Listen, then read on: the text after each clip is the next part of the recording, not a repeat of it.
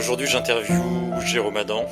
Jérôme est un entrepreneur dont le parcours a été particulièrement difficile, puisqu'il a perdu la vue à l'âge de 15 ans et que son grand frère Cédric est décédé en 2008 après des années d'addiction à l'alcool et à d'autres drogues. Jérôme a franchi ces obstacles en faisant des études brillantes, Sciences Po et l'ESSEC notamment, et en réalisant un film documentaire qui s'appelle Tout pour être heureux, où il interviewe des aidants, des proches de malades et pas seulement d'addiction, pour leur donner la parole.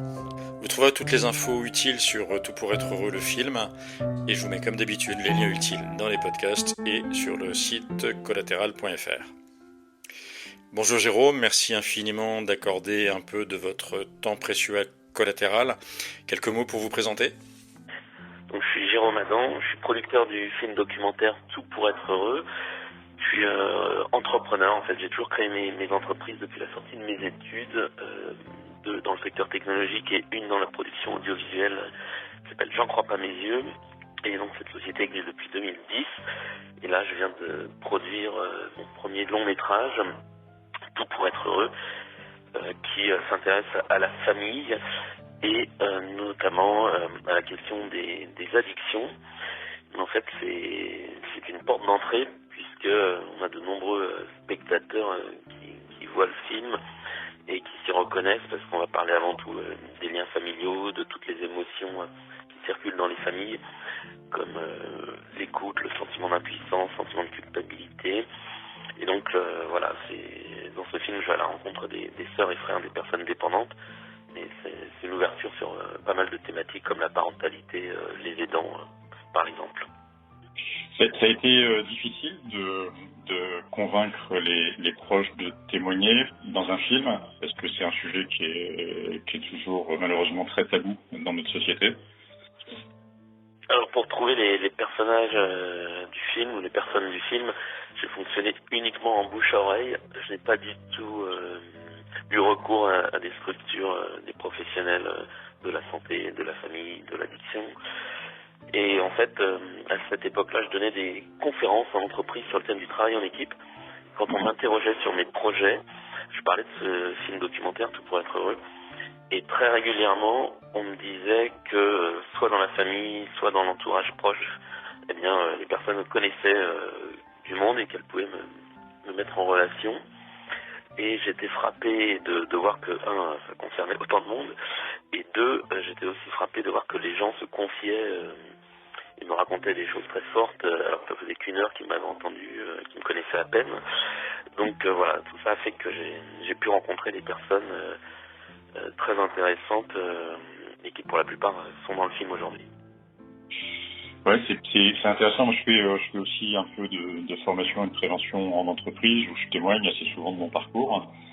Et effectivement, quasiment, je crois que c'est arrivé une seule fois depuis que je fais ça. Alors c'est récent, mais ça date de novembre. Mais ça m'est arrivé une seule fois d'avoir personne qui vienne me voir à la fin un petit peu en aparté pour me dire bah oui, moi je suis concerné moi-même ou un proche. Les chiffres qui sont repris dans le dossier qui a été publié par la Croix sur votre documentaire et sur vous, c'est 10 millions de personnes qui consomment trop d'alcool.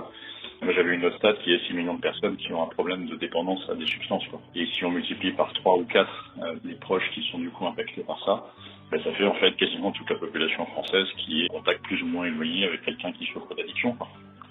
Oui, alors c'est marrant ce que vous dites parce qu'avec Marine Lamoureux, la journaliste qui écrit le dossier dans la Croix-les-Beaux, que vous évoquez, à un moment il y a une phrase où elle dit des centaines de milliers de personnes sont concernées. Et je lui ai dit, oh, tu pourrais mettre, c'est la fin on se tutoyait, je lui ai dit, tu pourrais mettre des millions, mais et on serait pas en train de dire n'importe quoi. Mais voilà, non, c'est évident que si on s'intéresse à l'entourage, évidemment, une grande partie de la population est concernée. Et d'ailleurs, c'est Alanon qui vient de faire une campagne sur le thème pour une personne qui boit, c'est 4 qui trinquent. Voilà, je pense que ça donne une idée un peu de la proportion et du fait qu'il faut s'intéresser à l'entourage, alors qu'aujourd'hui, quand on parle de consommation ou d'addiction, eh bien, on s'intéresse qu'à la personne qui consomme. C'est ce qu'on retrouve dans l'offre de soins Enfin, c'est peut-être ce que vous alliez dire, mais moi j'ai été, une fois que je me suis pris en charge, j'ai été assez bluffé par la diversité des offres. Il y a des XAPA, il y en a à peu près partout, des addictologues, des hôpitaux spécialisés, pareil. Alors après, les délais d'attente sont parfois un peu longs, mais c'est quand même structuré en termes d'accompagnement. Alors que pour les proches, en fait, à part Alanon que vous venez de citer, et Enfred Addict, qui m'a fait coucou et que je connaissais pas moi par ailleurs, en fait, il y a quasiment rien, quoi. Alors c'est plus tout à fait vrai en fait. À l'époque de mon frère, effectivement, il y avait rien, quasiment rien pour l'entourage. Aujourd'hui, l'ensemble des XAPA, mais aussi d'autres structures, maintenant prennent de plus en plus en compte la famille et il y a des consultations, des groupes de parole pour les familles.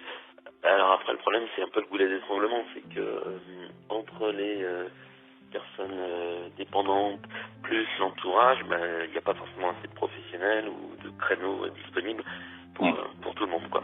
C'est pas encore le cas partout, hein. Je vois bien dans les listings des débats que je fais partout en France, je vois que dans des régions, c'est une révélation, quoi. L'entourage, ils n'y avaient pas pensé ou c'est pas encore un réflexe, mais c'est quand même moins vrai.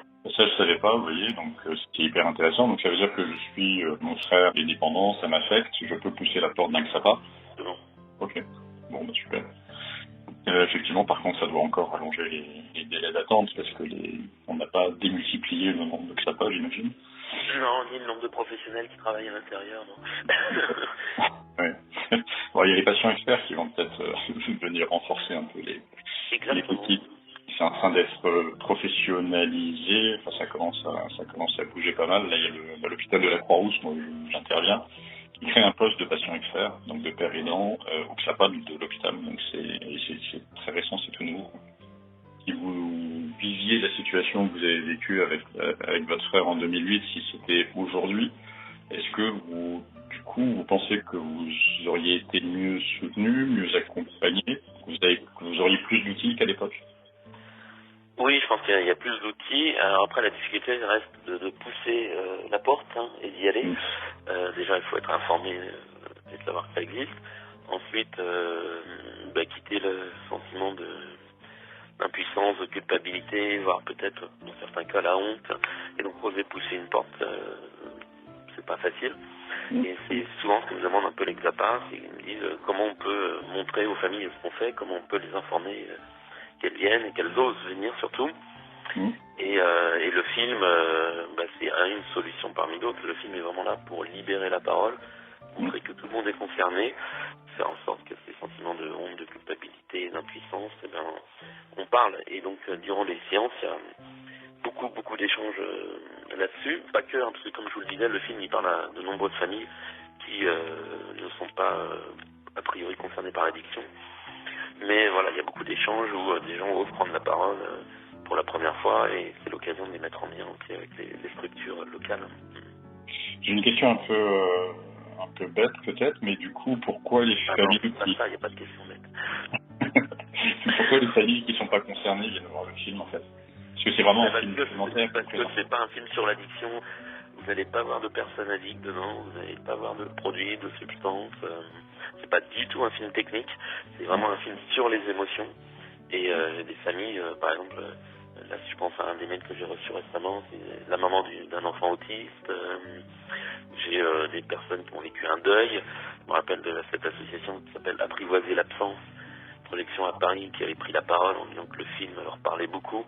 Et c'est une association qui s'adressait aux familles et notamment aux sœurs et aux frères qui avaient perdu un frère ou une sœur. Donc, le thème du deuil, de l'absence, c'est quelque chose qui parle à beaucoup de monde aussi. Et ça, c'est présent dans le film.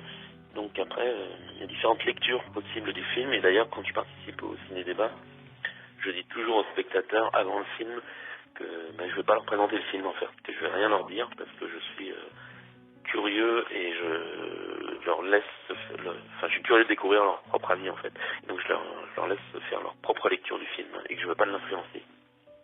Ok. Et du coup, on va peut-être pas trop spoiler, mais non, on peut en parler. Ce qui est intéressant, c'est qu'il y a un aspect complètement transversal en fait, qui est comment, de façon beaucoup plus élargie, je peux, moi, proche, gérer des émotions ou mon comportement ou la juste distance envers quelqu'un qui soit qui a disparu, soit qui est malade, et ça va du coup bien au-delà des addictions.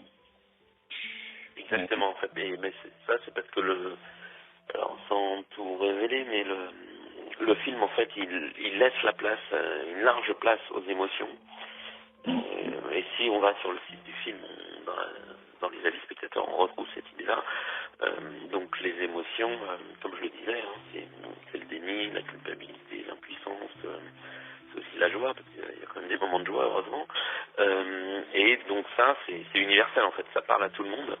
Et c'est pour ça qu'on arrive à avoir plus de 50% des spectateurs qui est du grand public en fait. Et on remplit des salles de 150, 200 places. Et ça, c'est pas juste parce que justement on parle aux familles des personnes addictes, dépendantes. C'est vraiment parce que on essaye de s'intéresser au grand public. Ok, et donc j'ai vu sur le site du film, on peut soi-même demander, organiser une projection dans les cinémas à côté de chez soi. Oui, alors on a des choses assez extraordinaires, c'est que bon, généralement, ce sont quand même des associations, des acteurs locaux qui nous contactent pour organiser des ciné-débats. Ça peut être des acteurs de la famille, l'UNAFAM, la CAF, le CPM, des acteurs de l'éducation, des associations de parents d'élèves aussi qu'on a récemment, de plus en plus, et puis des acteurs de la santé, donc on parlait des XAPA, qui à l'origine sont ceux qui nous ont beaucoup demandé de projection, mais les acteurs de la santé, on a aussi des médecins, des psychologues, des généralistes, enfin bon, tout genre d'acteurs, et puis les élus, et encore assez rarement, on en a eu quelques-uns, des acteurs de la justice, les magistrats, la police, parce que ils voyaient bien que les politiques répressives, ça fait pas tout en fait, ça fait pas, ça suffit pas, et donc il faut aussi tenter d'autres choses.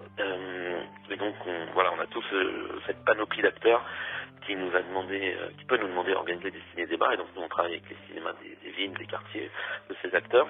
Et puis plus rarement, mais ça arrive aussi, on a des particuliers qui disent moi allez, je prends le taureau par les cornes, j'ai envie d'organiser un ciné-débat, et donc je les accompagne et je les mets en lien avec des acteurs locaux. Et là par exemple il va y avoir une projection à Poitiers le 30 mai, et à la base c'est une psychologue qui m'a contacté, certes une professionnelle, mais en individuel, sans qu'elle soit reliée à des associations. Et elle m'a dit, moi, allez, je vais prendre le taureau par les cornes, j'organise un ciné-débat à Poitiers. Et donc, elle est allée voir des associations. Et moi, je l'accompagne en lui indiquant des acteurs. J'ai pris le contact avec le cinéma CGR, près de chez elle. Enfin, voilà, donc après, c'est un travail d'équipe. Et c'est assez chouette de voir que d'une personne comme ça, finalement, il y a quelque chose qui se monte. Et on va faire un ciné-débat où j'ai aucun doute sur 150, 200 personnes, peut-être même plus quand même. Et vous participez pas à chaque fois au débat, si? Plus maintenant, non, plus maintenant. Quand j'interviens maintenant, j'ai mis en place un forfait qui couvre la préparation, l'animation, le temps passé. Pour revenir un petit peu sur le parcours, sur l'histoire, je rappelle en fait, vous avez c'est votre grand frère Cédric qui était addict à l'alcool et médicaments et qui en est décédé en 2008. Si on remonte un peu en arrière, c'était quoi vos émotions? Vous sentiez quoi, démunis, coupables, enfin tout ce que vous avez cité, ou comment vous avez vécu ça, si je puis poser cette question comme ça? S'il y a un sentiment principal, c'est le sentiment d'impuissance. Donc on peut dire démuni, mais le sentiment d'impuissance. Et après, voilà, l'histoire, elle s'est quand même étalée sur une bonne quinzaine d'années, et même plus que ça, quasiment 20. Et c'est très dur de la schématiser, de la résumer là, comme ça, parce qu'il y a eu des phases très différentes. Des phases où il y avait le déni, donc qui était dans la consommation, qui basculait dans l'addiction et qui était dans le déni. Après, des phases où il a avoué qu'il était devenu addict, qu'il avait perdu le contrôle. Et donc là, il y a eu des traitements de substitution. Et donc là, c'était des moments assez compliqués avec des rechutes. Et puis, il y a eu quand même des phases où ça allait bien, après, et mieux. Et quelque chose que j'ai appris, en fait, sur le tard, c'est qu'à l'époque où mon frère était sous traitement, on disait qu'il va faire un sevrage total, alors qu'aujourd'hui, on n'est plus dans cette logique-là. C'est-à-dire que quelqu'un peut vivre avec un traitement de substitution à partir du moment où il est stabilisé. Et je pense que mon frère, il est arrivé à cette phase, même si à l'époque, c'était la logique du sevrage total qui dominait. Mais aujourd'hui, voilà, j'ai compris que finalement il est bien stabilisé, qu'il était plutôt bien. Et puis bon, il y a eu d'autres événements. Il y a eu le décès de ma mère, lui a été réopéré de son cœur, donc ça faisait un peu beaucoup tout ça. Et du coup là après il y a eu ce que moi j'ai appelé la phase de descente aux enfers, c'est que là très clairement il a décidé que ça faisait trop et peut-être qu'il s'est remis à boire. Enfin, il savait très bien ce qu'il faisait, donc il attendait qu'une chose, c'est que son corps lâche, quoi. Donc voilà, voilà, tout ça pour dire qu'il y a eu différentes phases et que il ne faut pas schématiser. Et encore là j'ai énormément résumé les choses, et donc dans ces phases, oui, surtout à la fin en fait, quand je le voyais, je savais qu'il mettait fin à ses jours indirect en fait avec l'alcool. Pour moi c'était assez dur à le voir comme ça parce qu'il y avait toujours ces phases où il était lucide et où il était très bien et très intelligent et il discutait de façon incroyablement brillante en fait. Et donc du coup là je me disais mais c'est pas possible de le voir comme ça et puis après de savoir qu'il se fout en l'air, donc c'est ce que j'appelais un peu le mélange de lucidité et de démon chez lui. Et donc là le plus dur pour moi c'était l'accepter l'impuissance en fait. Et donc là c'est voilà. Il y a plein de sentiments, mais si j'en avais qu'un, c'est l'impuissance. Et comment ça se traduisait chez vous, ça? C'est-à-dire que vous vous sentiez impuissant, mais j'imagine que ça beaucoup de tristesse, beaucoup de tristesse. Ouais. La colère, j'imagine aussi parfois. Puis tellement à ce moment-là, parce que j'avais fait en fait, pour avoir un conseil, j'avais une amie qui avait vécu un peu la même chose avec son frère, et on avait beaucoup de points communs avec cette amie, et donc j'ai énormément échangé avec elle à ce moment-là. Et donc on parlait de la paire aidance tout à l'heure, mais voilà, sans le savoir, je faisais de la paire aidance avec cette amie que j'appelais, quoi. J'échangeais beaucoup avec elle, et elle m'invitait donc justement à travailler sur ce sentiment d'impuissance. Et elle avait eu cette phrase, elle me disait arrête de vouloir être dans l'action et sois plutôt dans l'écoute, quoi. Dans la présence. Voilà ce mot que elle a employé, la présence. Et donc la présence, c'était être à l'écoute en fait, et pas forcément chercher à agir, à trouver des solutions, mais voilà, être plus dans l'écoute que dans l'action. Ce qui est très fort, mais qui doit être évidemment très dur émotionnellement à faire, quoi, à vivre. Oui, bah, c'est plus facile à dire qu'à faire, ça c'est sûr. Mais voilà, j'ai toujours considéré que c'était après coup un excellent exercice d'écoute et qu'il y en a peut-être d'autres, mais que celui-ci était assez violent et très formateur. Mais j'ai beaucoup aimé ce conseil de travailler sur sa présence plutôt que d'être toujours dans la recherche d'action, surtout que moi, voilà, je suis un entrepreneur, donc je suis plutôt câblé, comme on dit, action. Et donc c'était pour moi assez compliqué de changer de paradigme et de pas être dans l'action, quoi. Et d'ailleurs, une des premières projections du film, ça avait été auprès du Centre des jeunes dirigeants de Paris. Et je me rappelle très bien, ils avaient dit une chose à la fin du film, entre autres, mais une chose qui m'avait marqué, c'était nous, on aurait tout de suite cherché à trouver une solution, à dire qu'est-ce qu'il faut faire, qu'est-ce qu'on peut faire, si on avait un collaborateur addict. Et on a compris que, avant d'agir, il fallait peut-être qu'on soit déjà davantage dans l'écoute. J'ai enregistré le podcast d'une sœur la semaine dernière. Oui. Et c'est intéressant parce que c'est un autre angle. Quand vous dites une sœur, vous voulez dire quoi, la sœur d'une personne dépendante, c'est ça? Ouais, c'est ça. Oui. D'accord. Et qui va bien aujourd'hui, qui a fait la même formation de patient expert que moi en fait. Et ça m'intéressait beaucoup d'avoir son témoignage. Et elle dit qu'en fait le lien dans la fratrie, il est peut-être plus facile pour accompagner un proche que quand c'est un lien filial, père-fils, père-fille ou dans l'autre sens, ou quand c'est le conjoint, parce que le conjoint vit H24 avec la maladie de son proche, alors que le frère ou la sœur est forcément physiquement un peu plus éloigné. Du coup, son témoignage dit que c'est peut-être plus facile, donc j'ai trouvé que cette approche-là était intéressante. Après, tout dépend de comment on qualifie plus facile, moins facile sur ces sujets. Ouais, si vous avez une échelle de la hiérarchie de la difficulté, je veux bien. Ouais, c'est ça. Je pense qu'on peut l'inventer, mais il va nous manquer quelques critères. Du coup, l'idée là, c'est d'échanger avec vous. Alors, vous avez partagé bien sûr beaucoup de choses depuis 2008 et le décès de notre frère Cédric. Là, vraiment, le sujet du podcast, c'est comment aider les proches. Alors, évidemment, votre film Tout pour être heureux est un super levier pour ça, parce que vous interviewez, vous donnez la parole à des proches d'addicts. Si vous aviez un conseil à donner à quelqu'un qui accompagne une personne dépendante à une substance ou à un comportement, ce serait quoi? La difficulté, en fait, quelle soit, c'est-à-dire qu'on soit face à l'addiction, mais plus généralement face à des personnes qui sont en souffrance ou en difficulté, c'est de réussir à positionner le curseur entre présence et absence. Et la présence, comme je le disais, pour moi, l'important, c'est d'être dans l'écoute plutôt que forcément chercher à agir. Et positionner le curseur entre présence et absence. Absence, ça veut aussi dire qu'il faut penser à soi, ne pas s'oublier, prendre soin de soi. Et prendre soin de soi, c'est trouver des personnes avec qui partager nos difficultés. C'est prendre du plaisir avec des activités, des passions. Voilà, mais ne pas s'oublier. Et pour ça, je pense que le partage est indispensable. Je fais le parallèle, en fait, la formation de patient expert là, que j'ai suivie, qui est certifiée par la PHP, nous apprend essentiellement la juste distance, en fait, de façon à être suffisamment proche pour développer de l'empathie et pour créer du lien, mais pas trop pour se protéger soi-même, parce qu'on est on est tous fragiles. Et en fait, l'accompagnement d'un proche du proche d'une personne addicte, c'est une forme de pérénance. Donc on retrouve cette notion de juste distance, effectivement. Juste distance, oui. Oui. Écoutez, merci infiniment pour votre temps. Merci encore, vraiment. Et puis, bonne continuation.